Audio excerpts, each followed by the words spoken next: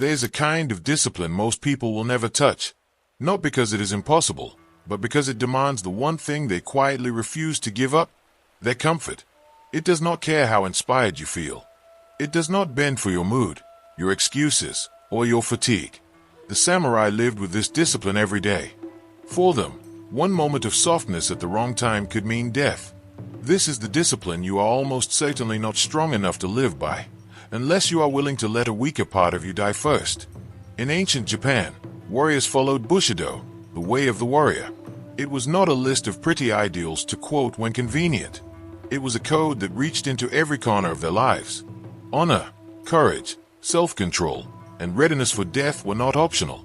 Later, the swordsman Miyamoto Musashi, undefeated in more than 60 duels, wrote his own final code, Dakodo, the way of walking alone.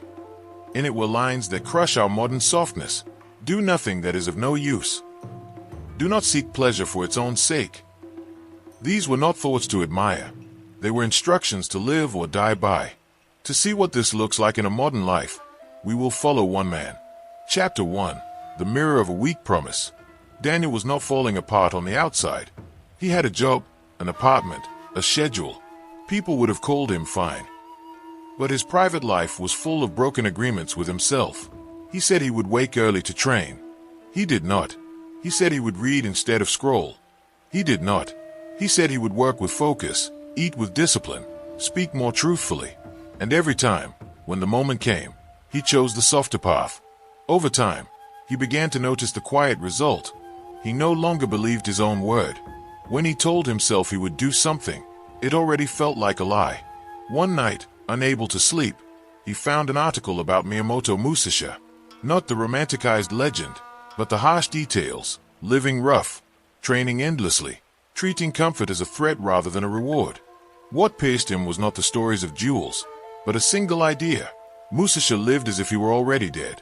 No room for tomorrow I will begin. Chapter 2. The First Cut. The next morning, Daniel's alarm rang in the dark. His hand moved automatically to silence it. To buy himself just 10 more minutes. But the sentence from the night before safest, a warrior who cannot trust his own word is already dead. He lay still, staring at the ceiling, feeling the familiar pull of comfort. His mind began its usual negotiation. Today is busy. You slept late. It is not the right time to change.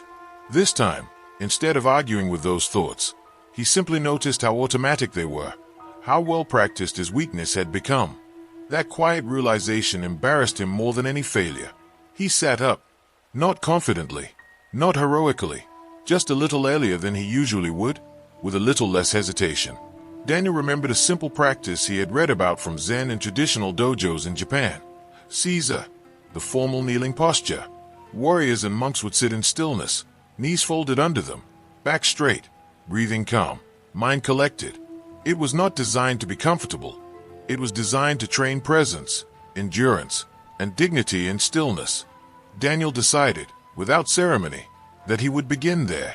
He cleared a small space on his floor and knelt down. Within 30 seconds, his legs began to ache. His back wanted to round. His mind shouted that this was pointless. But beneath the noise, another voice appeared. Quieter, heavier, remain. He did not count the seconds. He did not check his phone. He simply stayed. When he finally stood up, his legs were numb, but something else had changed. For the first time in a long time, he had given himself an order and obeyed it. Chapter 3. The Discipline of Non-Negotiable. What Daniel created that morning was more than a ritual. It was a non-negotiable. 10 minutes of Seiza, every day, no matter how he felt. If he slept late, he still did it. If he was stressed, he still did it. If he did nothing else that day with discipline, he would at least kneel and face himself in silence. This was his private Bushido, one line in his life that comfort would not be allowed to cross. In the beginning, nothing dramatic happened. There were no sudden revelations, no explosions of energy. There was just pain in his legs, restlessness in his thoughts, and a growing awareness of how deeply he wanted to escape discomfort. Chapter 4. Systems, not feelings. Weeks passed. The Seiza practice stopped feeling like an experiment and started feeling like part of who Daniel was. On some mornings, he resented it. On others, He slipped into it almost peacefully. But the important thing was this. His actions no longer waited for his feelings. The system was simple. Wake, kneel, remain. There was no discussion, no inner debate, no vote taken. In this small corner of his life, he had become like the samurai who did not ask whether they felt like training that day. They trained because that was their role, their duty, their identity. This is one of the quiet truths beneath Bushido and Zen practice. Discipline is not a burst of willpower. It is the building of forms that do not move when you are tired or doubtful. Monks sitting in meditation, swordsmen repeating the same cut 1,000 times, Musashi wandering alone and refusing unnecessary possessions. All of them built systems that remove the need to choose in the moment. Feelings come and go. Systems stay. Daniel's system was humble. 10 minutes on his knees, then one task fully, then one promise kept. Chapter 5. The Man Who Walks Alone. Months later, Daniel's outer life did not look dramatically different. He still had the same job, the same small apartment, the same routines. But inside, something fundamental had shifted. When he made a decision now, however small, there was weight behind it.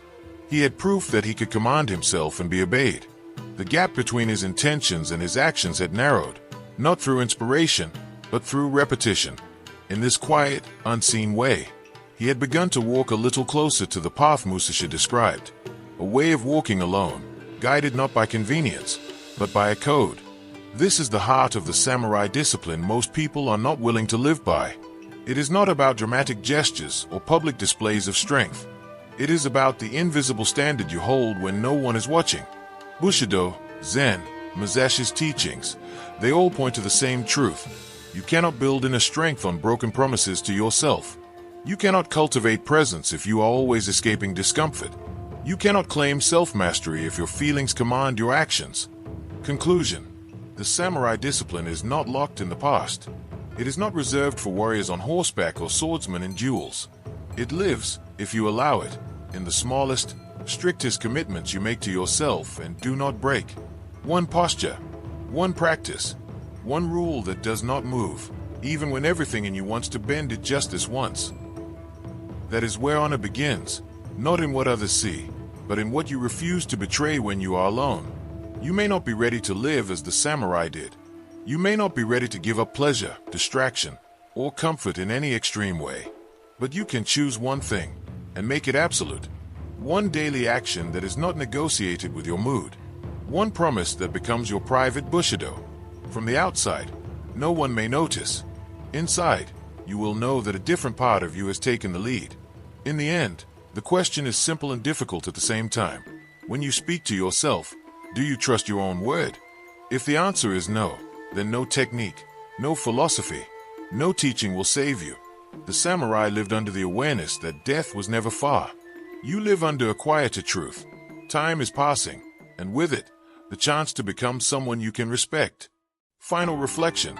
This is a discipline that will not flatter you, entertain you, or make you feel special. It will only ask you to decide who commands your life, your passing moods, or the part of you that can see beyond them. The samurai answered that question with their entire existence. You answer it every morning, with small choices that seem harmless. Most people will continue to negotiate with themselves and call it being human. A few will draw a line and stand on one side of it, no matter how they feel.